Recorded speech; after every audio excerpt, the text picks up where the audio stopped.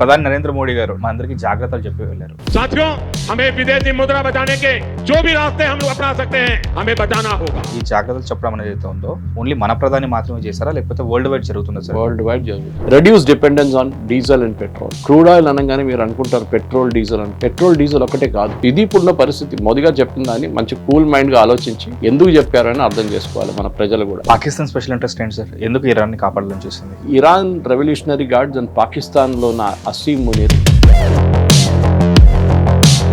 పాకిస్తాన్ ఎందుకు అడుగుతారో అర్థం కావట్లేదు. షిప్పులు తీసుకెళ్తే పాకిస్తాన్ ప్రాబ్లం ఏంటి? ఇరాన్ వాళ్ళ యురేనియం హ్యాండ్ ఓవర్ చేయరు. Do what you want. Modi గారు చెప్పిన దాని ప్రకారం దాంట్లో చాలా పెద్ద మీనింగ్ ఉంది అని మనం అర్థం చేసుకుంటే బాగుంటుంది మన దేశానికి. ఈ పరిస్థితిలో ఇజ్రాయెల్ క్లారిటీ చాలా బాగుంది, కానీ అమెరికన్ క్లారిటీ లేదు. ఇరాన్కి ఒక సూసైడ్ బాంబర్ లాగా వాళ్ళకి తెలుసు వాళ్ళు చనిపోతారని, కానీ వెళ్తూ ఒక 100 మంది తీసుకెళ్ళిపోతాం చూడండి. ఇప్పుడున్న ఇరానియన్ రెజ్యూమ్ ని కొట్టుకోవడం. టీవీ రైతులకు నమస్కారం, నేను మీ మహేష్. 2026 అసెంబ్లీ ఎలక్షన్స్ దృష్ట్యా మనం కొంచెం జియో పాలిటిక్స్ గురించి చర్చించుకోవడం ఆపలేదు, జస్ట్ పాజ్ చేసాం అంతే. ఎందుకంటే లోకల్ పాలిటిక్స్ గురించి కూడా మనం చర్చించుకోవడం చాలా important. At the same time ప్రధాని నరేంద్ర మోడీ గారు నిన్న హైదరాబాద్ వచ్చిన తర్వాత ఏం మాట్లాడతారో అని చెప్పేసి ఉత్కంఠతో అందరూ వెయిట్ చేస్తుంటే మా అందరికీ జాగ్రత్తలు చెప్పి వెళ్ళారు. ఆ జాగ్రత్తలు చెప్పి వెళ్ళడం వెనకాల ఉన్న ఆంతర్యం ఏంటి, అది ఎక్కడ కనెక్ట్ అవుతుంది, ఇంటర్లింక్ ఏమన్నా like Iran, Israel, America, Trump, oil prices, వీటి గురించి మనం రెగ్యులర్గా మాట్లాడుకునే జియో పాలిటిక్స్కి ఏమైనా రిలేటెడ్గా ఉందా, ఆ జాగ్రత్తల వెనకాల ఉన్న ఆంతర్యం ఏంటి అనేది తెలుసుకుందాం with senior political analyst and journalist Shri Suresh Kochhal గారితో. Sir, good afternoon. నమస్కారం. I'm really excited sir. ఎక్కడో ఏదో అంటే సూక్ష్మంలో మోక్షం అన్నట్టు, ఎక్కడో ఏదో లింక్ ఉంటుంది, ఎక్కడో స్విచ్ చేస్తే ఎక్కడో లైట్ వెలుగుతుంది అన్నట్టు ఏదో ఉంది అని నాకు అనిపిస్తుంది.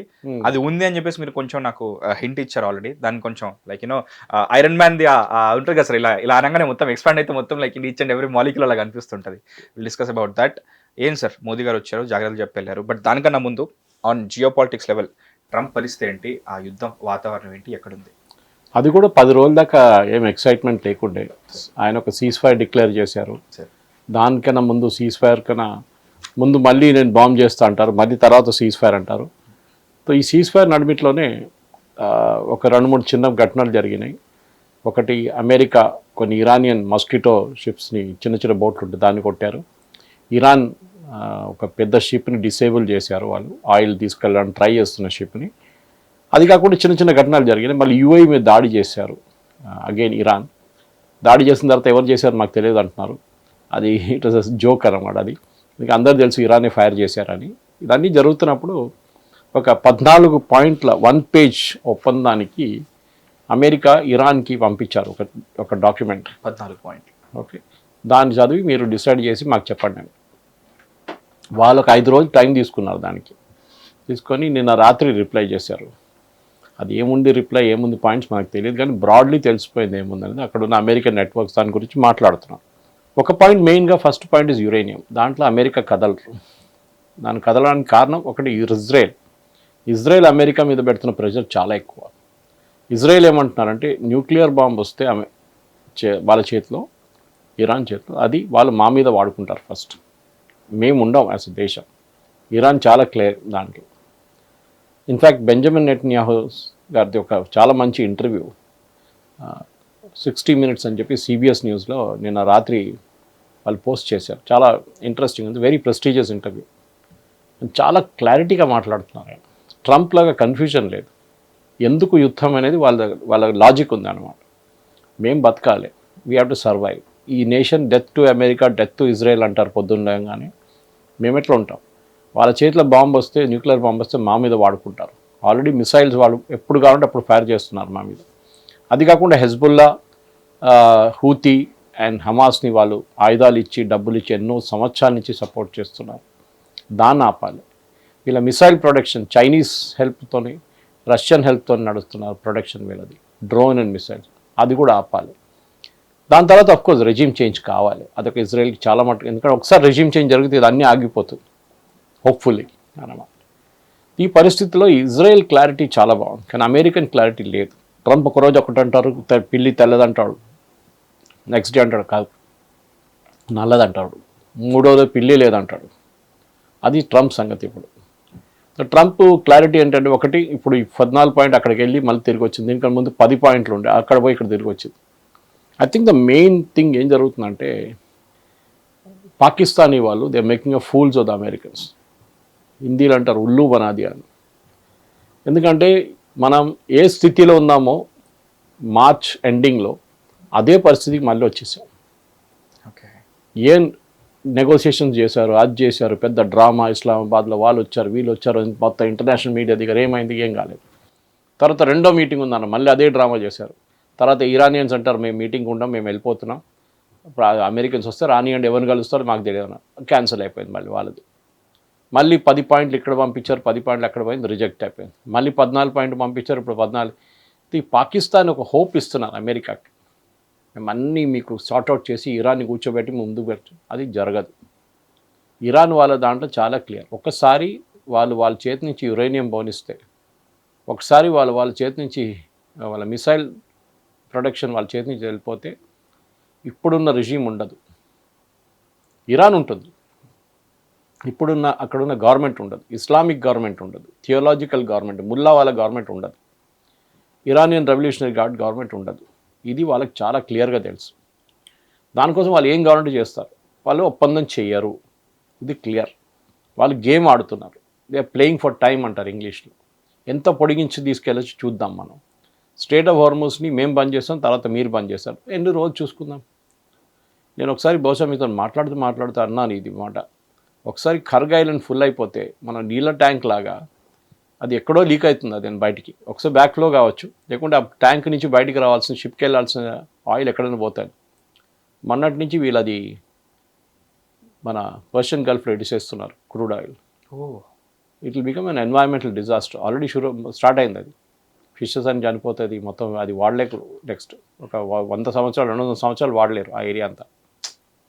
సో ఇరాన్ ఆ గేమ్ ఆడుతున్నారు. ఇప్పుడు ఇరాన్కి ఒక సూయిసైడ్ బాంబర్ లాగా, వాళ్ళకి తెలుసు వాళ్ళు చనిపోతారని, కానీ వెళ్తూ ఒక 100 మంది తీసుకెళ్ళిపోతాం చూడని చూస్తున్నారు. సో మనం అడగచ్చు, యుఏఈ మీద దాడిని చేస్తున్నారు, సౌదీ అరేబియా మీద ఎందుకు చేయట్లేదు? దాంట్లో క్లారిటీ ఉంది. యుఏఈలో ఇజ్రాయలీస్ ఉన్నారు, వాళ్ళు అమెరికన్ బేసెస్ అంటున్నారు, కానీ వాళ్ళు టార్గెట్ చేస్తుంది ఇజ్రాయలీస్ని. వాళ్ళు ఐరన్ డోమ్ తీసుకొచ్చి అక్కడ కూర్చున్నారు, వాళ్ళే ప్రొటెక్ట్ చేస్తున్నారు వీళ్ళని, యుఏఈని. మొన్న కూడా ఫైర్ చేశారు మిసైల్, ఇరాన్ నుంచి వాడుకున్నారు, చాలా బాగా ఆడుకున్నారు. సో వాళ్ళ మీద ఉన్న కోపం యుఏఈ మీద తెచ్చుకుంటున్నారు, ఇజ్రాయెల్ మీద ఉన్నది. మీరు ఎట్లా ఇజ్రాయెల్ తెచ్చి అక్కడ పెట్టుకున్నారు? అదే టైంలో సౌదీ అరేబియా పాకిస్తాన్ తెచ్చి వాళ్ళ దగ్గర పెట్టుకున్నారు. పాకిస్తాన్ ఏమో ఇరాన్తో నెగోషియేట్ చేస్తున్నారు. ఆలోచించండి గేమ్ ఎట్లా నడుస్తుంది. పాకిస్తాన్ సౌదీ అరేబియాలో 4000 మంది సోల్జర్స్ని తీసుకొచ్చారు, 15 ఎయిర్క్రాఫ్ట్ తీసుకొచ్చి అక్కడ పార్క్ చేసుకున్నారు. మేము ఇరాన్ నుంచి వచ్చే మిసైల్స్ అడ్డుకుంటాము దానికోసం చెప్పి. కానీ ఇరాన్ సౌదీ అరేబియా మీద కొట్టట్లేదు, యుఏఈ మీద కొడుతున్నారు. ఎందుకంటే యుఏఈ సౌదీ అరేబియా రెండింటిలో గొడవ ఉంది. సొమాలి ల్యాండ్ నుంచి యమన్ దాకా గొడవ ఉంది. మన ఒపెక్ నుంచి కూడా బయటకు వచ్చేసారు యుఏఈ. సో పెద్ద పాలిటిక్స్ ఇది, విత్ ఇన్ గల్ఫ్ పెద్ద పాలిటిక్స్ ఉంది. మళ్ళీ అమెరికన్స్ బయట నుంచి వచ్చి దాన్ని ఇంకా మెస్అప్ చేసేసారు కంప్లీట్గా. సో ఇది ఇప్పుడున్న పరిస్థితి మహేష్. దీన్ని ఇప్పుడు ఎట్లా సార్ట్అవుట్ చేయాలని ఎవరికి తెలియట్లేదు. దీనికి ఒకటే సొల్యూషన్ ఇప్పుడు కనిపిస్తుంది ఏంటంటే, ఇప్పుడున్న ఇరానియన్ రెజ్యూమ్ని కొట్టుపడాలి డెఫినెట్గా. నేను బహుశా వార్ పవర్స్ యాక్ట్ గురించి వినుంటారు మీరు. 60 రోజుల్లో యుద్ధం మొదలైతే యుఎస్ కాంగ్రెస్ని నోటిఫై చేసిన తర్వాత 60 రోజుల్లో వాళ్ళ అప్రూవల్ తీసుకోవాలి, వాళ్ళ యుఎస్ కాంగ్రెస్ నుంచి, అంటే వాళ్ళ పార్లమెంట్ అనుకోండి. అది జరగదు. సో May 1st యుద్ధం అయిపోయింది. మార్కో రూబియో కూడా అనౌన్స్ చేసేసి యుద్ధం అయిపోయింది. ఇంకా ఒక ఆపరేషన్ ఫ్రీడమ్ అని చెప్పి ఏదో మొదలు పెట్టారు షిప్పులు తీసుకెళ్ళడానికి. అది కూడా 2 రోజుల తర్వాత ఆపేశారు. ఎందుకంటే పాకిస్తాన్ అడిగారని చెప్పి ప్రెసిడెంట్ ట్రంప్ చాలా క్లియర్గా చెప్పారు. పాకిస్తాన్ ఎందుకు అడుగుతారో అర్థం కావట్లేదు. షిప్పులు తీసుకెళ్తే పాకిస్తాన్ ప్రాబ్లం ఏంటి? లేదు, మళ్ళీ నెగోసియేషన్స్ నడుస్తుంది, మళ్ళీ అది ఆగిపోతుందండి. So president Trump has literally become powerless. ఏం చేయలేకపోతున్నాడు. ఓకే, బాంబింగ్ చేయాలంటే భయపడుతున్నాడు, బాంబింగ్ చేసే జస్టిఫికేషన్ ఏం చేయలేకపోతున్నాడు. ఇప్పుడు బహుశా ఏం జరగబోతుంది అనుకోండి, నేను అంచనా ప్రకారం ఇజ్రాయలీస్ ఇరాన్ మీద మళ్ళీ దాడి చేస్తారు. ఓకే, ఎందుకంటే వాళ్ళు చాలా క్లియర్. బెంజమిన్ నెటన్యాహు ఇంటర్వ్యూలో చెప్పారు, మీరు ఒప్పందం చేసుకుంటే న్యూక్లియర్ మెటీరియల్ ఎట్లా తీసుకెళ్తారంటే మేము వెళ్ళి తీసుకుంటాం అంతే అన్నారు. ఇంటర్వ్యూర్ అడిగారు, అంత ఈజీ ఉంటుందా? ఒప్పందం లేకపోతే అప్పుడు కూడా వెళ్ళి తీసుకుంటామని. We know what to do, we know how to get it అన్నారు. ఇంకా ముందు కూడా చేశారు వాళ్ళు. ఇరాన్ది వాళ్ళ ఎలక్ట్రిసిటీ గ్రిడ్ నెట్వర్క్ది మొత్తం ప్రోగ్రామింగ్, ఇంక్లూడింగ్ వాళ్ళ న్యూక్లియర్ ప్లాంట్ది ప్రోగ్రామింగ్ అంతా సీడీలో రాసి పెట్టారు. ముందు సీడీస్ ఉండే కదా, ఒక 500-600 సీడీలు రాసి పెట్టారు. వీళ్ళు ప్రోగ్రామింగ్ అంతా పెద్ద సీక్రెట్ వాల్ట్లో పెట్టారు. ఒకరోజు ఇజ్రాయేలీ మొసాడ్ వాళ్ళు వచ్చి మొత్తం ఎత్తుకెళ్ళిపోయారు. అది వాళ్ళ నడిమిటి నుంచి తెహరాన్లో దిగి వాళ్ళ దగ్గర నుంచి మొత్తం ఎత్తుకెళ్ళిపోయారు. వీళ్ళకి తెలియలేదు. ఎప్పుడు తెలిసింది? బార్డర్ క్రాస్ చేసినాక వాళ్ళు దేవర్ రీచింగ్ ఇజ్రాయెల్. అప్పుడు వీళ్ళకి తెలిసి మా మొత్తం సీడీలు అన్నీ పోయినాయి. అక్కడ తర్వాత బెంజమిన్ నెట్న్యాహు దాని ఒక ప్రెస్ కాన్ఫరెన్స్లో ఎగ్జిబిట్ చేశారు మొత్తం. సో ఆలోచించండి, they capable of doing it. Israel చేయొచ్చు, కానీ దాని రెపర్కషన్స్ ఏముంటుందంటే నేను చెప్పాను చూడండి, వీళ్ళు కొట్టేస్తే మళ్ళీ వీళ్ళందరి మీద కొడతారు, చుట్టుపక్కల అన్ని దేశాల మీద కొడతారు. ఎందుకంటే అమెరికన్ బేసెస్ ఎక్కడ ఉందని చెప్పి ఆల్రెడీ వార్నింగ్ ఇచ్చారు. అది కాకుండా అడిషనల్ వార్నింగ్ ఒకటి ఇచ్చారు నిన్న రాత్రి. ఏంటది? ఏ దేశం మా మీద శాంక్షన్స్ పెట్టారో దాంట్లో ఫ్రాన్స్ ఉంది, జర్మనీ ఉంది, యూకే ఉంది, అందరూ ఉన్నారు, ఇంక్లూడింగ్ అమెరికా. వాళ్ళ మీద కూడా మేము దాడి చేస్తాం, వాళ్ళ షిప్పుల మీద కూడా మేము దాడి చేస్తాం స్ట్రైట్ ఆఫ్ హార్మోస్లో. ఓకే. సో ఇరాన్ ఇస్ ఉన్న ఫైట్ టు ఫినిష్. వాళ్ళకి తెలిసిపోయింది. ఇప్పుడు కాదు, ఇది 4 నెలల ముందు చేస్తే, 4 వారాల ముందు చేస్తే ఇదంతా ఈ ప్రాబ్లం లేకుంటుంటుంది. పాకిస్తాన్ ఆడిన గేమ్ ఇది, ఇరాన్ని కాపాడుకోవడం. ఇరాన్ ఎట్లన్నా దీని నుంచి బతికి బయటపడడానికి. దానికోసం మేము మాట్లాడుతున్నాం, అది తీసుకొస్తాం, ఇది తీసుకొస్తాం, అక్కడి నుంచి 10 పాయింట్లు, ఇక్కడి నుంచి 10. ఏం జరగదు. ఇరాన్ వాళ్ళ యురేనియం హ్యాండ్ ఓవర్ చేయరు. Do what you want.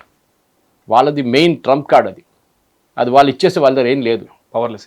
Ukraine అదే జరిగింది. Ukraine was a nuclear power USSR టైంలో. తర్వాత స్ప్లిట్ అయినప్పుడు ఏం చేశారు? రష్యా తీసుకెళ్ళిపోయారు న్యూక్లియర్ వెపన్స్ అని. మీ దగ్గర పెట్టేసుకోవద్దు, యూఆర్ ఇర్రెస్పాన్సిబుల్ నేషన్, మీరు ఏం చేస్తారో తెలియదని చెప్పి తీసుకెళ్ళిపోయారు. తీసుకెళ్ళిపోయిన తర్వాత వాళ్ళ దగ్గర ఏం లేదు.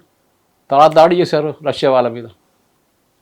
వాళ్ళ దగ్గర ఉన్న కన్వెన్షనల్ వెపన్స్, ఒక ఎయిర్ ఫోర్స్ కూడా లేదు వాళ్ళ దగ్గర, అన్నీ రష్యా దగ్గర ఉండే. రష్యా అని చెప్పారు, మా బ్యాక్ ఏమైనా వస్తే మేము కాపాడుకుంటాం మిమ్మల్ని అని. వాళ్ళ మీద రష్యా దాడి చేశారు. తర్వాత ఇప్పుడు EU వచ్చి హెల్ప్ చేస్తున్నారు వాళ్ళు. Anyway, the story is very simple. ఇప్పుడు ఇజ్రాయెల్ వాళ్ళకి చాలా క్లారిటీ ఉంది. వాళ్ళకి కావాల్సింది ఏంటి? వాళ్ళు యుఎస్ని ఒక పక్కన పెట్టి ఇజ్రాయెల్ని యూజ్ చేయబోతున్నారు. ఇరాన్ ఇజ్రాయెల్ని కొట్టే బదులు యుఎస్ని కొడతారు. అఫ్కోర్స్ ఇజ్రాయెల్ వైపు కొన్ని మిసైల్స్ కూడా కొడతారు. హెజ్బుల్లా వాళ్ళు డైలీ కొడుతున్నారు. సో ఇప్పుడు యుద్ధంలో ప్రతి దేశం ఎకానమీ ధ్వంసమైంది, ప్రతి దేశానికి, ఇంక్లూడింగ్ అమెరికా. అన్ని దేశాల్లో హైపర్ ఇన్ఫ్లేషన్ వచ్చేసింది. జీడిపి 1-2% పడిపోయింది. వాళ్ళ పెట్రోల్ బంక్లో వెళ్ళే ఫ్యూయల్, అది పెట్రోల్ ఉండొచ్చు, డీజిల్ ఉండొచ్చు, గ్యాస్ ఉండొచ్చు, ఏదైనా కానీ అన్ని రేట్లు పెరిగినాయి, డబుల్ అయిపోయినాయి ఆల్మోస్ట్. అమెరికాలో $2 $4 అయినాయి. సో మీరు ఆలోచించండి ఏం చేస్తారు ఇప్పుడు. సో ప్రతి దేశంలో ఇప్పుడు ఒక బెల్ట్ టైట్నింగ్ ఎక్సర్సైజ్ నడుస్తుంది. వాళ్ళ ఖర్చులు తగ్గించుకుంటున్నారు. ఎందుకంటే $60-70 ఉన్న పర్ బ్యారెల్ ఉన్న క్రూడ్ ఆయిల్ ఇప్పుడు 110కి పోతుంది. నా స్టాక్ మార్కెట్ పడిపోయింది ఇవాళ. ఎందుకంటే మోదీ గారు నేను అనౌన్స్మెంట్ చేశారు దీని గురించి హైదరాబాద్. మీరు ఓపెనింగ్ రిమార్క్స్లో చెప్పారు అది. అది చాలా ఇంపార్టెంట్. మోదీ గారు బహుశా ఒకసారి దీనికన్నా ముందు పార్లమెంట్లో కూడా మెన్షన్ చేశారు, కోవిడ్ లాగా మనం బిహేవ్ చేయాలని చెప్పి పెద్ద రూమర్లు వచ్చినప్పుడు. లాక్డౌన్ రాబోతుంది అని చెప్పేసి. లాక్డౌన్ కాదు, మోదీ గారు చెప్పిన దాని ప్రకారం దాంట్లో చాలా పెద్ద ఒక మీనింగ్ ఉంది అని మనం అర్థం చేసుకుంటే బాగుంటుంది మన దేశానికి. పాకిస్తాన్ స్పెషల్ ఇంట్రెస్ట్ ఏంటి సార్? ఎందుకు ఇరాన్ని కాపాడాలని చూస్తుంది? ఇరాన్ రెవల్యూషనరీ గార్డ్స్ అండ్ పాకిస్తాన్లో ఉన్న అసీమ్ మునీర్ చాలా పురాత రిలేషన్షిప్ ఉంది వీళ్ళకి. ఈవెన్ దో వీళ్ళొక షియా నేషన్, వాళ్ళొక సున్నీ నేషన్, కానీ వీళ్ళకి రిలేషన్షిప్ ఉంది. రెవల్యూషనరీ గార్డ్ దగ్గర నుంచి చాలా మటుకు సపోర్ట్ పాకిస్తాన్కి వస్తుంది. అది బేసిక్లీ ఆయుధాలతో. డ్రోన్ మీరు చూసుంటారు, ఆపరేషన్ సింధూర్ టైం, అది తుర్కీ నుంచి తీసుకున్నారు. కొంచెం ఇరాన్ దగ్గర నుంచి కూడా పాత డ్రోన్స్ వాళ్ళ దగ్గర ఉండే, అది వాడుకున్నారు మన వ్యతిరేకంగా. మనం దాన్ని కొట్టుపడేసాం అంత కంప్లీట్గా. సో పాకిస్తాన్కి ఏంటంటే వాళ్ళు కంప్లీట్గా ఈ ప్రాసెస్లో వాళ్ళు ఇప్పుడు దేశంలో ఒక టెర్రర్ సపోర్ట్ అని లోకంలో తెలిసిపోయినప్పుడు ఒక కొత్త ఇమేజ్ క్రియేట్ చేయడానికి అమెరికా అని చెప్పారు, మేము వెళ్ళి ఇరాన్ని పర్సువేట్ చేస్తాం, వీఆర్ వెరీ, వాళ్ళ కామన్ బార్డర్ షేర్ చేస్తారు కదా, వీఆర్ వెరీ క్లోజ్, అది మీ బోత్ ఆర్ ఇస్లామిక్ రిపబ్లిక్స్, మేము మాట్లాడుతాం, మీరు టెన్షన్ పడకండి, మేము చూసుకుంటామని చెప్పి ఆ సిమ్ముని అక్కడ తిరగడం, ఇక్కడ తిరగడం, అక్కడ వెళ్ళడం, ఇక్కడ రావడం, అన్నీ చేశాడు డ్రామా. మళ్ళీ వైట్ హౌస్కి వెళ్ళాడు. ఏమైంది? Net result, we're back to square one. ఎక్కడ మొదలైందో ఫిబ్రవరి 28 అక్కడికే తిరిగి వచ్చేస్తాం మనం. మళ్ళీ ఇన్ఫాక్ట్ మనం ఏం పెద్దగా మిస్ అవ్వలేదు ఈ గ్యాప్లో. ఏమైనా మిస్ అయ్యామా జియో పాలిటిక్స్ గురించి? లేదు, యాక్చువల్లీ లక్కీగా ఏం జరగలేదు లాస్ట్ 1 వీక్లో. వీళ్ళందరూ కూర్చున్నారు. నేను చెప్పాను చూడు, ఒకటో రెండో షిప్ మీద అటాక్లు అక్కడిక్కడ జరిగింది, కానీ మేజర్ ఏం జరగలేదు. నిన్న జరిగిందంతా నిన్న రాత్రి. బహుశా వాళ్ళు వెయిట్ చేస్తున్నాను మన ఎలక్షన్ కొంచెం ఫినిష్ అయిపోయేదాకా, తర్వాత చేద్దాంలేమో అని చెప్పేసి. కానీ ఇప్పుడున్న దీని ప్రకారం మోదీ గారు ఒక మెసేజ్ ఇచ్చారు దేశానికి. రాత్రి 8 గంటలకు ఇవ్వకుండా టెలివిజన్లో ఆయన హైదరాబాద్కి వచ్చి పరేడ్ గ్రౌండ్లో ఇచ్చిన ఒక అడ్రస్, అది చాలా క్లియర్గా చెప్పారు ఏం చేయాలని. దాంట్లో మనం కొంచెం ప్యానిక్ కాకుండా మన చాలా కోల్డ్ మైండ్తో ఆలోచిస్తే దాంట్లో చాలా మటుకు రీజనింగ్ ఉంది మహేష్. ఎందుకంటే బంగారం కొనొద్దు అన్నారు, అట్లీస్ట్ 1 ఇయర్కి బంగారం కొనొద్దు అంటే బంగారం షాప్ వాళ్ళు ఏం చేస్తారు, అక్కడ ఉన్న ఎంప్లాయీస్ సంగతి ఏంటి, చెప్తే మోదీ గారు చెప్తే బంగారం కొనకుండా ఉంటారు, కాదు కొంటారు, కొనేవాళ్ళు కొంటారు. But what is trying to say, ఇది బంగారం మనం బయట నుంచి తీసుకొస్తున్నాం, 99% మన బంగారం బయట నుంచి వస్తుంది, దానికి ఫారిన్ ఎక్స్చేంజ్ కట్టాల్సి వస్తుంది. ఫారిన్ ఎక్స్చేంజ్ రేటు పెరిగింది, ఇప్పుడు గోల్డ్ రేట్ కూడా పెరిగినాయి. ఫారిన్ ఎక్స్చేంజ్ మన దగ్గర ఇప్పుడు ఆల్మోస్ట్ $700 బిలియన్ ఉన్నాయి మన దగ్గర. But the problem is it can exhaust any day. ఎందుకంటే అది మనం క్రూడ్ ఆయిల్ కోసం తెచ్చుకుంటాం, మనం ప్రతి ఇంపోర్ట్ చేయడం ప్రోడక్ట్ డాలర్లో కడతాం మనం. ఇదంతా ఇన్వెస్టర్స్ తీసుకొచ్చి పెట్టిన డబ్బులు, బ్యాంకులో డిపాజిట్ లాగా మనం అది వాడుకుంటున్నాం. రేపు వాడు తిరిగి అడిగితే we have to pay it back. అదొకటి ప్రాబ్లం ఉంది. అది ఫారిన్ డైరెక్ట్ ఇన్వెస్ట్మెంట్ కానీ మిగతా దాని నుంచి వచ్చే సోర్సెస్ నుంచి వచ్చే ఇన్కమ్, అది ఎన్ఆర్ఐ డిపాజిట్స్ అన్నీ ఉంటుంది. ఇది మనం కాపాడుకోవాలి ఫారిన్ ఎక్స్చేంజ్. మన దగ్గర నెక్స్ట్ పాసిబ్లీ 1.5-2 years కున్న ఫారిన్ ఎక్స్చేంజ్ ఉంది మన దగ్గర, మనం ఈజీగా బతకొచ్చు. కానీ అది చెప్పి ఎట్లా వచ్చినా నోటికి వచ్చినట్టు మనం చేయకూడదు. వెళ్ళి అన్ని క్రూడ్ ఆయిల్ కొనుక్కొని డైలీ ఇన్ని బిలియన్ క్రూడ్ ఆయిల్ కొనడం కాదు, దట్స్ అ రాంగ్ నోట్. మనం చేయాల్సింది ఏంటంటే బేసిక్లీ మన ఖర్చులు తగ్గించాలి. దానికి మోదీ గారు చెప్పింది ఫస్ట్ ఐటమ్ గోల్డ్ గురించి.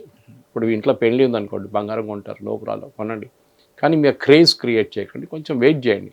నేను 1 year అని చెప్తున్నాను, బహుశా ఇంకా 6 నెలల్లో ఈ యుద్ధం అయిపోతే మీరు తర్వాత కొనేసుకోండి, ప్రాబ్లం ఉండదు. దీని ఎఫెక్ట్స్ ఉంటుంది 6 నెలల దాకా మినిమం, అంత ఈజీ కాదు ఈ యుద్ధం. Then he said about work from home చెప్పారు. వర్క్ ఫ్రమ్ హోమ్ చెప్పారు. ఎందుకు, మనం కోవిడ్ టైంలో చూసాం, మన దగ్గర అప్పుడు మనం వెళ్ళలేకపోయాం బయట. నేనైతే తిరిగాను రోడ్ల మీద as a media guy, every day తిరుగుతున్నాం మా కెమెరామెన్ తీసుకొని. కానీ అది కాదు ఇప్పుడున్న పరిస్థితుల్లో వర్క్ ఫ్రమ్ హోమ్. ఎందుకంటే ఒకటి vehicles, number of vehicles on the road reduce చేయడం, పర్సనల్ వెహికల్స్ ఉండొచ్చు, కంపెనీ కార్లు ఉండొచ్చు, కంపెనీ బస్సెస్ ఉండొచ్చు, తగ్గించండి.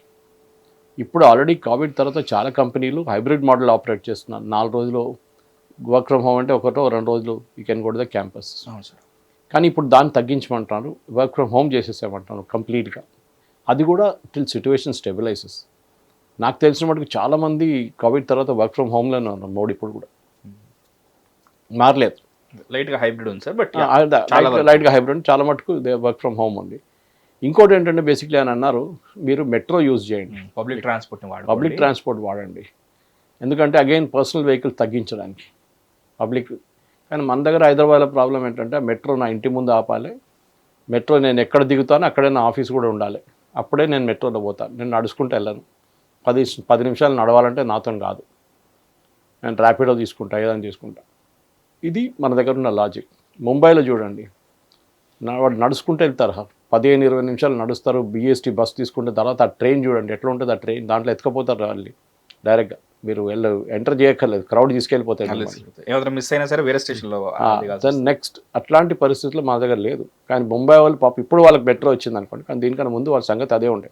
మెట్రో వచ్చిన వాళ్ళు లోకల్ ట్రైన్ అంతే. So this main point. So Mumbai లాంటి ప్లేస్లో ఒక రోజు 10 నిమిషాలకి వాళ్ళ మెయిన్ ట్రైన్లు ఆగిపోతే కంప్లీట్ కేయాస్ అయిపోతుంది. అవును సార్. ఇన్ఫాక్ట్ ఎవ్రీ సండే వాళ్ళు మెయింటెనెన్స్ పేరుతో ఆ రోజు చాలా లిమిటెడ్ ట్రైన్స్ నడిపిస్తారు. అది కరెక్ట్, టోటల్లీ ఓవర్ క్రౌడెడ్ అయిపోతుంటాయి. ఇదే చెప్తా. సో మనకు ఆ కల్చర్ లేదు. సో మోదీ గారు అడ్వైస్ చేస్తారు, ఈ was addressing people of India, not people of Hyderabad. People of Telangana ప్రజలు కాదు ఆయన అడ్రస్ చేసింది, మొత్తం భారతదేశానికి చెప్పారు, మెసేజ్ ఇచ్చారు, ఇది మీరు చేయాలని చెప్పేసి. సో అది కాకుండా ఆయన చెప్పారు ఆన్లైన్ మీటింగ్స్ చేసుకోండి, మీరు మళ్ళీ అన్ని ఆఫీస్కి వెళ్ళక్కర్లేదని చెప్పారు. Reduce dependence on diesel and petrol, అదొకటి కరెక్ట్ మూవ్. ఆయన ఏం చెప్పారు, మీ కార్లు వెళ్తుంటే కార్ పూలింగ్ చేయండి, మీరు ఒక్కరే కార్లు తిరగకండి, 3-4 కలిసి. అది కూడా మనం కోవిడ్ టైంలో చాలా మటుకు చూసాం, కోవిడ్ తర్వాత కూడా చూసాము అది. ఇంకోటి అవాయిడ్ ఫారిన్ ట్రావెల్ అన్నారు, అది కరెక్టే. ఇప్పుడు ఫారిన్ ట్రావెల్ అవాయిడ్ చేయండి, బయట డెస్టినేషన్ వెడ్డింగ్స్ చేయకండి, మన దేశంలో చేయండి. ఇది ఎందుకు సార్, లైక్ ఈ పెళ్లిల విషయం ఎందుకు మాట్లాడారు? I mean again you're spending foreign exchange. Okay, మీరు వెళ్ళి బయట చేయాలంటే కోట్లు ఉంటే కోట్లు మళ్ళీ ఫారిన్ ఎక్స్చేంజ్ తీసుకెళ్లాల్సి వస్తుంది కదా. అది మీరు ఐదర్ రెగ్యులర్ ఛానల్స్ ఆర్ హవాలా నుంచి తీసుకెళ్తారు. ఓకే, ఈవెన్ వేరే టూర్స్ కూడా ఫారిన్ ఎక్స్చేంజ్, ఎందుకంటే వాళ్ళ కరెన్సీ మనం మార్చుకోవాలి. Everything is in dollar, most of the currency. Avoid that అన్నారు. And use of cooking oil చెప్పారు, అది సేమ్ థింగ్. దానికి రీజన్ ఉంది. మన దగ్గర ఉన్న cooking oil, for example sunflower oil తీసుకోండి, అది సన్ డ్రాప్ ఉండొచ్చు, ఫ్రీడమ్ ఆయిల్ ఉండొచ్చు, ఎవరైనా ఉండొచ్చు. వీళ్ళు బయట నుంచి సీడ్స్ తెచ్చుకుంటారు, సన్ఫ్లవర్ సీడ్స్, దాన్ని క్రష్ చేసి ఆయిల్ తయారు చేస్తారు మన దేశంలో. ఇది యుక్రెయిన్ కాన్ఫ్లిక్ట్ మొదలైనప్పుడు అప్పుడు ఆయిల్, కుకింగ్ ఆయిల్ 120-124 రూపాయలు అది 220 రూపాయలకి వెళ్ళింది. అందుకే సడన్గా సన్ఫ్లవర్ ఆగిపోయింది, సీడ్స్ ఇంపోర్ట్ ఆగిపోయింది. సో మనం వెయిట్ చేయాల్సి వస్తుంది, మళ్ళీ బయట ఇంకో ప్లేస్ని తెచ్చుకున్న అప్పుడు దాకా ఒక 2-3 నెలలు రేట్ ఎక్కువ ఉంది, దాని తర్వాత మళ్ళీ నార్మల్ లెవెల్కి వచ్చేస్తుంది. సో ఇదంతా బయట నుంచి వస్తుంది సన్ఫ్లవర్ ఆయిల్. అది కాకుండా పామ్ ఆయిల్ మలేషియా వైపు నుంచి వస్తుంది. దాన్ని we have to pay again in dollar. And రేట్లు అన్నిటికీ పెరిగాయి. ఒక క్రూడ్ ఆయిల్ అనగానే మీరు అనుకుంటారు పెట్రోల్ డీజిల్ అనుకుంటారు, ఇక్కడ ప్రజలు మోస్ట్ పెట్రోల్ డీజిల్ ఒకటే కాదు, దీంట్లో బై ప్రోడక్ట్స్ చాలా ఉన్నాయి. ఎల్పిజి ఉంది, పిఎన్జి ఉంది, సిఎన్జి ఉంది, దాని తర్వాత గ్యాసులు మొదలైతాయి, ప్రొపేన్, బ్యూటేన్, మీథేన్, నైట్రోజన్. ఆ నైట్రోజన్ నుంచి ఫర్టిలైజర్ ప్రొడ్యూస్ అవుతుంది మళ్ళీ. సో ఎన్ని ప్రోడక్ట్స్ ఉంది చూడండి.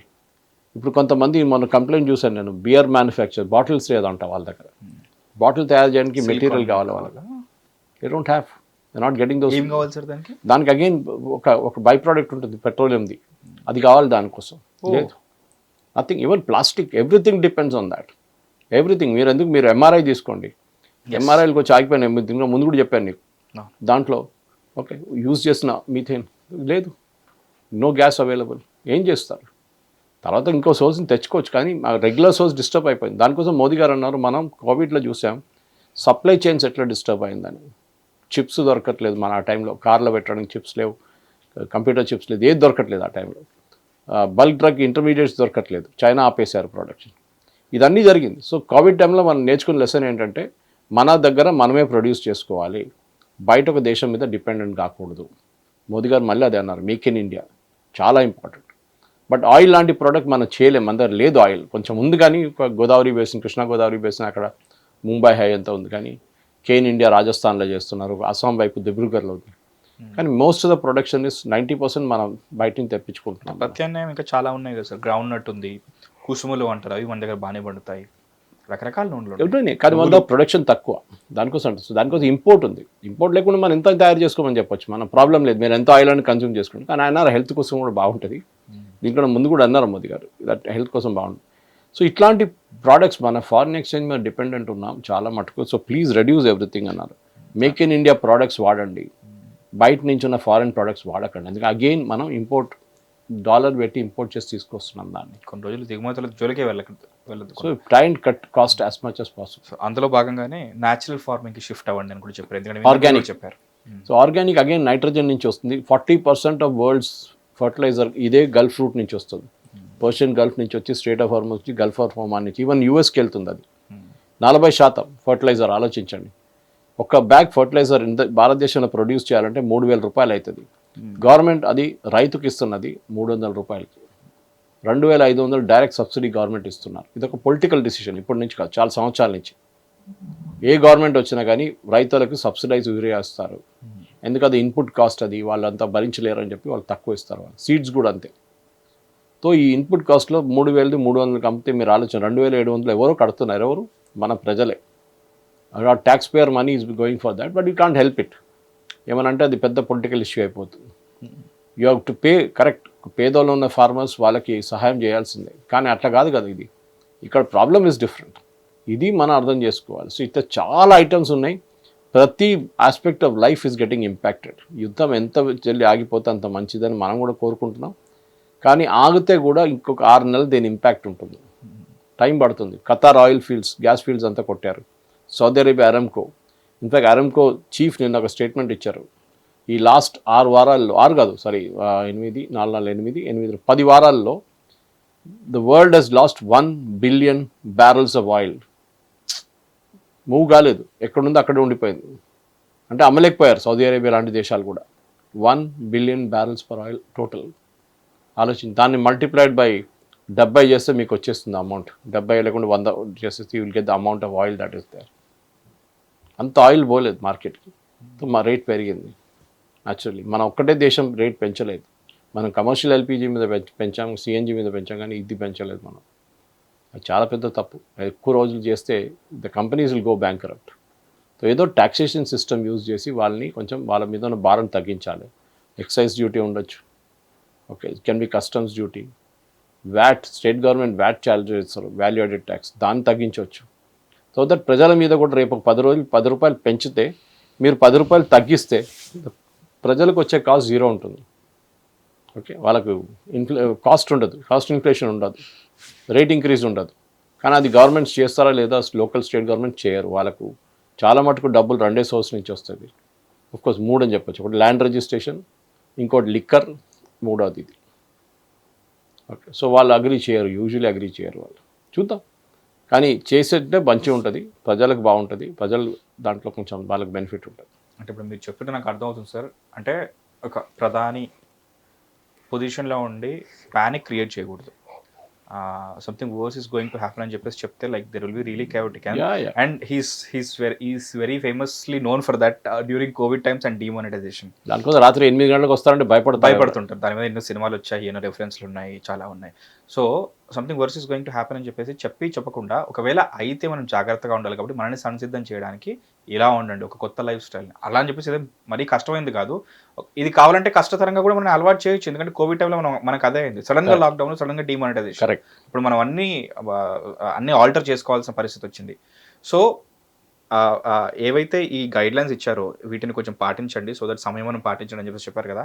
అందరూ అనుకున్న ఇంకో విషయం ఏంటంటే హంటా వైరస్ ఏమైనా రాబోతుంది, దానివల్ల మళ్ళీ ప్యానిక్ రాబోతుంది. అది యాంటీవైరస్ ప్రాబ్లం లేదు, కానీ ఇక్కడ రియల్ ప్రాబ్లం ఉంది. వాట్ ఇస్ 23 రూపాయలు లాస్ట్లో అమ్ముతున్నారు ఒక లీటర్ పెట్రోల్ సార్. 28 నుంచి 32 రూపాయల్లో ఒక లీటర్ డీజిల్ లాస్ట్లో అమ్ముతున్నారు కంపెనీలు. ఎన్ని రోజులు భరిస్తారు ఇది? వాళ్ళు కూడా they are listed in the stock exchange, public sector companies, కానీ వాళ్ళు they are listed in the stock exchange. అది కాకుండా జియో, నియారా వీళ్ళు కూడా ఉన్నారు కదా, వీళ్ళ సంగతి ఏంటి? ఇది అడగాలి, మనం అడగాలి ఇదంతా ఎన్ని రోజులు నడుస్తాయి ఇది అని చెప్పేసి. As long as we are dependent, అదే మోదీ గారు అన్నారు, ఎలక్ట్రిక్ కార్స్ వాడండి, start increasing the use of electric cars. Government ఇప్పుడు చూస్తున్నాం ప్రతి స్టేట్కి క్యాపిటల్లో నడిపించాను బస్సెస్, ఆర్టీసీ, వాళ్ళ ఆర్టీసీ బస్సెస్, స్టేట్ గవర్నమెంట్ బస్సెస్ని ఎలక్ట్రిక్ ఇస్తున్నారు. మీరు చూసుంటారు, మన దగ్గర కూడా అంతే, హైదరాబాద్ ఎలక్ట్రిక్ బస్సెస్ నడుస్తాయి. The future is that. భారతదేశం లాంటి దేశంలో ఆయిల్ డిపెండెన్స్ తగ్గించడానికి we have to use electric. మీకు గుర్తుంటుంది, ఎథనాల్ తీసుకొచ్చినప్పుడు, ఎథనాల్ బ్లెండింగ్ నడిచినప్పుడు, అంటే ఎథనాల్ అండ్ పెట్రోల్ మిక్స్ చేసినప్పుడు పెద్ద గొడవ జరిగింది. అవును సార్. ఎందుకు? ఆయిల్ లాబీ, అక్కడున్న ఒపెక్లో ఆయిల్ లాబీ ఏం చేశారు, వాళ్ళకి తెలిసిపోయింది 10% ఇండియా తగ్గిస్తే ఎంత పెద్ద వాళ్ళకి దెబ్బ అనుకోండి. ఎందుకంటే వరల్డ్ 2 లార్జెస్ట్ ఇంపోర్టర్స్ మనం, చైనా, ఇండియా అండ్ చైనా. మనం 10% తక్కువ చేస్తే మన ఆయిల్ ఇంపోర్ట్స్ ఎవరికి నష్టం? ఆరంకో లాంటి కంట్రీలో, ఖతార్లో ఉన్న ఖతార్ గ్యాస్ కంపెనీ, వాళ్ళకి నష్టం ఉంటుంది. దానికోసం దాని తర్వాత 20% చేసినప్పుడు ఇంకా పెద్ద ఇష్యూ అయిపోయింది. కార్లు ఇంజిన్ ఖరాబ్ అయిపోతుంది, లేకుంటే ఎఫిషియన్సీ తగ్గిపోతుంది, పెట్రోల్ పర్ కిలోమీటర్ తగ్గిపోతుంది. అంత పెద్ద కాన్స్పిరసీ థియరీ ఉండే. అయితే గవర్నమెంట్ ఛాలెంజ్ చేశారు, మీరు తీసుకురండి, మాకు ప్రూవ్ చేయండి అన్నారు. ఎవరు రాలేదు. సో ఈ ఎథనాల్ బ్లెండింగ్, ఇప్పుడు గడ్కరీ గారు 100% అంటున్నారు, బట్ ఐ డోంట్ థింక్ 100% చేయొచ్చు.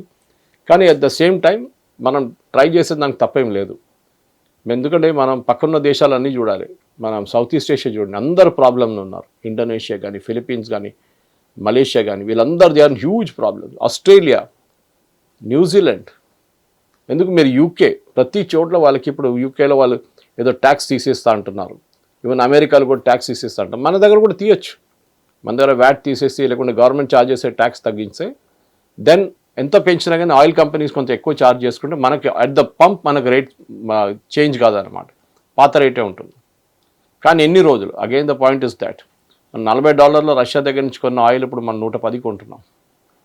చిదంబరం గారు ఒక బాండ్ ఇష్యూ చేసిన గుర్తుంటుంది మీకు, 2 లక్షల కోట్ల, అంటే 1,80,000 ఉండే, with interest 2.5 lakh crores oil bonds issue చేశారు యూపీఏ హయాంలో. ఎందుకు? అప్పుడు రేట్లు ఎక్కువ ఉండే, తక్కువ రేట్లు అమ్మడానికి, సేమ్ రేట్లు అమ్మడానికి ఆయిల్ కంపెనీస్ వచ్చి చెప్పారు, మేము అమ్మలేము ఎక్కువ రోజులు, మాకు లాస్ అయిపోతుంది, మేము బంద్ చేసేస్తాం బిజినెస్ అని చెప్పారు. ఎందుకు? వాళ్ళు డబ్బులు కావాలి కదా ఆయిల్ కొనడానికి, డబ్బులు లేవు వాళ్ళ దగ్గర, డబ్బులు రావట్లేదు, చాలా తక్కువ. సో ఏం చేస్తారు, చిదంబరం ఆయిల్ బాండ్స్ ఇష్యూ చేస్తారు. అంటే కాగితం మీద ప్రింట్ చేసి, ఇది 1,50,000 కోట్లు మీకు రావాలి, నా దగ్గర డబ్బులు లేవు, నువ్వు పేపర్ పట్టుకో, నువ్వు బ్యాంకులో వెళ్ళి డిస్కౌంట్ చేసుకో. దీన్ని డిస్కౌంటింగ్ అంటే బ్యాంక్ వెళ్తే బ్యాంక్ ఏమంటారు, వచ్చా 1.5 crores, మేము ₹1 కోటి మేము తీసుకుంటాం మా కమిషన్, మీకు 1.49 crores ఇచ్చేస్తాం, మీరు మీ అకౌంట్లో వేసేస్తాం డబ్బులు అంటారు. లైక్ క్రెడిట్ నోట్ సార్ అది? It is like LC, it's like an LC, letter of credit. So it is like you go and change it in the bank.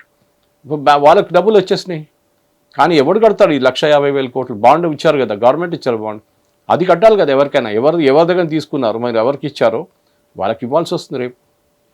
అది in this case it has become the bank road రేపు తీసుకొచ్చి మనకి ఇస్తాడు, గవర్నమెంట్కి ఇస్తాడు. నేను 1,50,000 వాళ్ళకి ఇచ్చాను కోట్లు, ఇప్పుడు నాకు డబ్బులు కావాలంటాడు.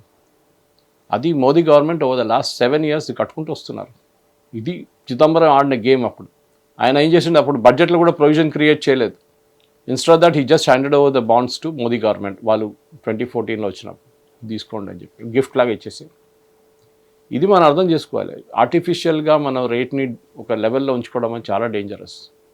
ఎందుకంటే ఈ కంపెనీలు నష్టపోతాయి. కంపెనీలు నష్టపోతే స్టాక్ ఎక్స్చేంజ్ వెళ్తారు వాళ్ళు, పబ్లిక్ సెక్టర్ కంపెనీస్ వాళ్ళు. రేపు గల్ఫ్ నుంచి ఆయిల్ కొనంటే వాళ్ళ దగ్గర డబ్బులు లేవు. Because they are all independent companies. Indian Oil ఉండొచ్చు, బీపీసీఎల్ ఉండొచ్చు, హెచ్పిసిఎల్ ఉండొచ్చు, ఎవరైనా ఉండొచ్చు. ఇది పెద్ద ప్రాబ్లం. ఎనీవే, ఇది ఇప్పుడు మోదీ గారు చిన్న झटका ఇచ్చారు. చూద్దాం ప్రజలు ఎంత యాక్సెప్ట్ చేస్తారో. బంగారం కొనొద్దంటే ఎవరు బంగారం షాప్లో ఇవ్వాలి, నేను చూడలేదు, కానీ వెళ్ళి చూడాలి రష్ ఎంత ఉంది, రష్ లేదో, లేకుంటే షట్టర్ వేసేసారో చూడాలి ఒకసారి. అంటే మీరు జియో పాలిటిక్స్ కూడా చాలా క్లియర్గా ఎక్స్ప్లెయిన్ చేస్తుంటారు కాబట్టి ఈ స్టెప్ ఏదైతే తీసుకున్నారో, ఈ జాగ్రత్తలు చెప్పడం అనేది అయితే ఉందో, ఓన్లీ మన ప్రధాని మాత్రమే చేశారా, లేకపోతే వరల్డ్ వైడ్ జరుగుతుందా సార్? వరల్డ్ వైడ్ జరుగుతుంది. ఓకే, వరల్డ్ వైడ్ జరుగుతుంది. శ్రీలంకలో నేను చెప్పాను దీనికన్నా ముందు కూడా 5 లీటర్లు 2-వీలర్కి పర్ వీక్, కార్కి 15 లీటర్లు అంతే. అవును, అక్కడ సబ్సిడీ అందరు చేస్తే ఆలోచించండి. సబ్సిడీ కాదు, that is all is available. లాగా రేషన్ చేసిస్తారు ప్రతి దాని. ఇండోనేషియా రేషనింగ్ నడుస్తుంది, ఫిలిపీన్స్ రేషనింగ్, మలేషియా రేషనింగ్, అందరు రేషనింగ్లో ఉన్నారు. ఎవరు ఫుల్ క్వాంటిటీ ఇవ్వలేదు. ఇప్పుడు మీరు మన దగ్గర వెళ్ళి ఫుల్ ట్యాంక్ కొట్టరా అంటే ఫుల్ ట్యాంక్ కొడతాడు సార్. ఫుల్ ట్యాంక్ ఏంటి సార్, వాడు మరి దారుణం సార్. మన దగ్గర క్యాన్ తీసుకెళ్తారు. క్యాన్స్ కూడా కాదు సార్, ఈ లైక్ మన ఇంటి పైన పెట్టుకునే ట్యాంకర్స్ ఉంటాయి కదా సార్, దాంట్లో నింపుకొని తీసుకెళ్తారు. సింటెక్స్ అది లైక్ ఏం చేసుకుంటారా అనిపించింది. అండ్ అది డేంజరస్ కూడా కదా సార్, చాలా డేంజరస్, చాలా డేంజరస్. ఇవ్వకూడదు, as per rule it is not allowed. Anyway, ఇప్పుడు గవర్నమెంట్ అదే అంటున్నారు. ఇప్పుడు చూద్దాం, ఇది మనం ఒక ఛాలెంజ్ లాగా తీసుకొని, మోదీ గారు అదే అన్నారు, ఛాలెంజ్ లాగా తీసుకొని మనం ఫేస్ చేయాలి. ఎట్లా కోవిడ్ని ఫేస్ చేసామో అదే స్పిరిట్తో మనం ఇది కూడా ఫేస్ చేయాలి. యుద్ధం ఇవాళ రేపు ఆగిపోతే కూడా మనకు ఒక లెసన్ లాగా ఉండాలి. ప్రతి క్రైసిస్ ఒక ఆపర్చునిటీ క్రియేట్ చేస్తుంది. డిమానిటైజేషన్, డిజిటల్ కరెన్సీ తీసుకొచ్చి, ఓకే, గూగుల్ పే కానీ ఫోన్పే కానీ అన్నీ వచ్చినాయి. డిమానిటైజేషన్ తర్వాత కరెన్సీ లేదు, ఏటీఎంలో డబ్బులు లేవు. గవర్నమెంట్ మనం ఎంత ఇబ్బంది పడ్డాను సార్, నేను మీకు ఇచ్చి.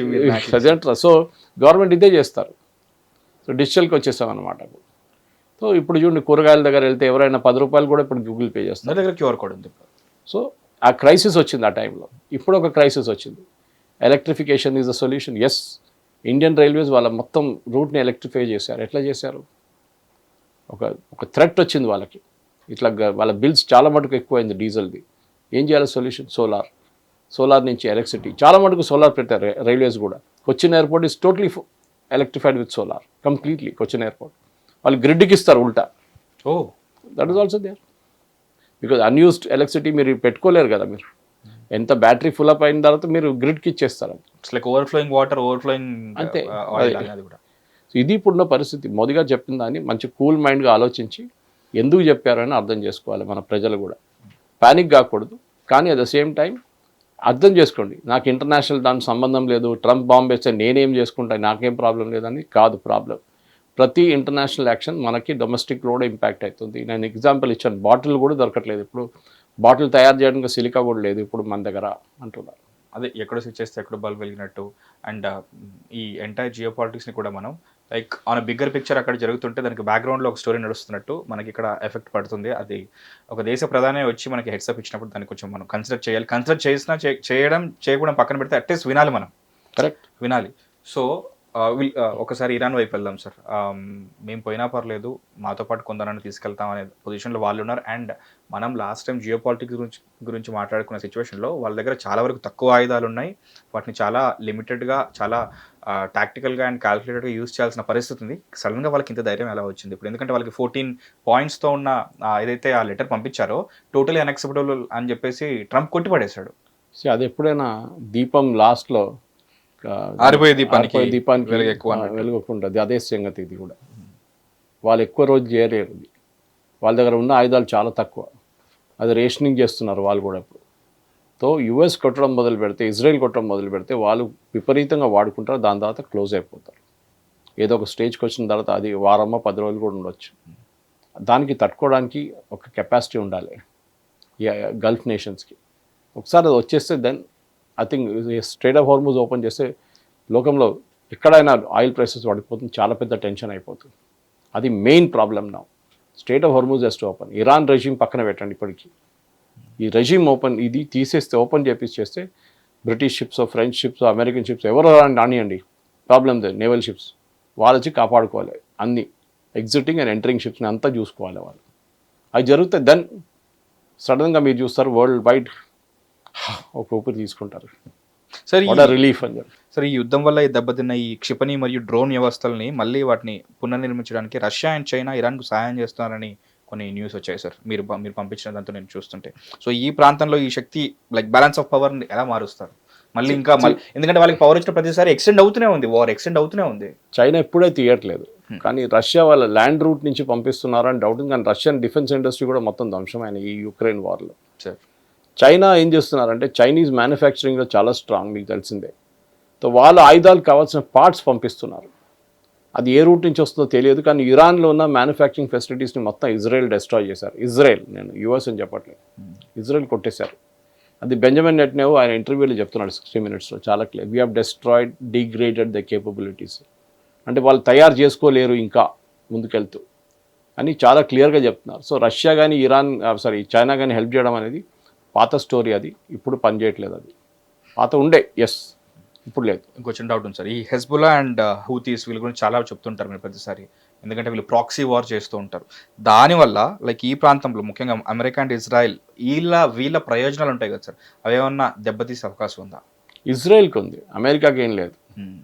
ఇజ్రాయెల్కి ఉంది. ఇజ్రాయెల్లో ఉన్న ప్రాబ్లం ఏంటంటే హెజ్బుల్లా రెగ్యులర్గా ఫైర్ చేస్తుంటారు వారి మీద, మీరు చూసుంటారు. లెబనాన్ నుంచి ఇటువైపు గాజా నుంచి హమాస్ చేస్తుండే, ఇప్పుడు కొన్ని రోజులు నుంచి లేదు. వాళ్ళ దుకాణం అంతా బంద్ చేసేసారు వీళ్ళు చాలా మటుకు. కానీ అప్పుడు కూడా ఒక్కొక్కసారి వాళ్ళు చేస్తుంటారు.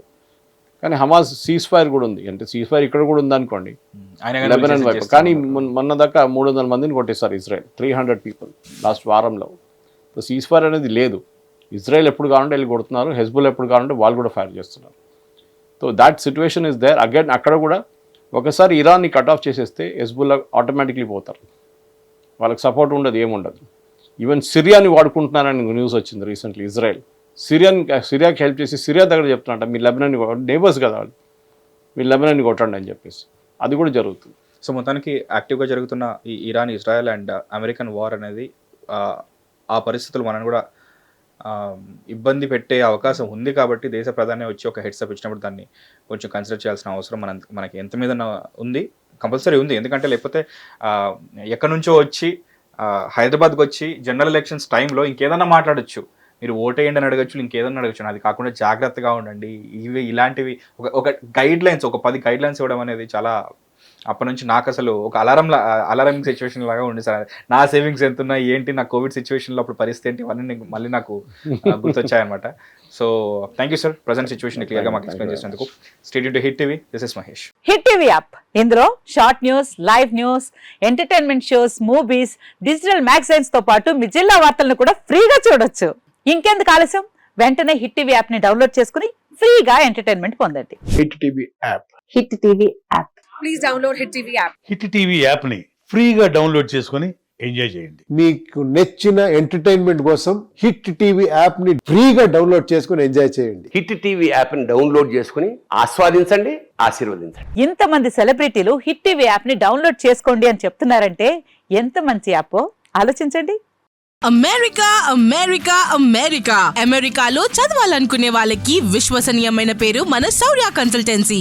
UK లో 1 year masters, UK లో 1 year masters, 2 years work permit up to 5 years visa. Contact Saurya Consultancy. Contact 89851 89851.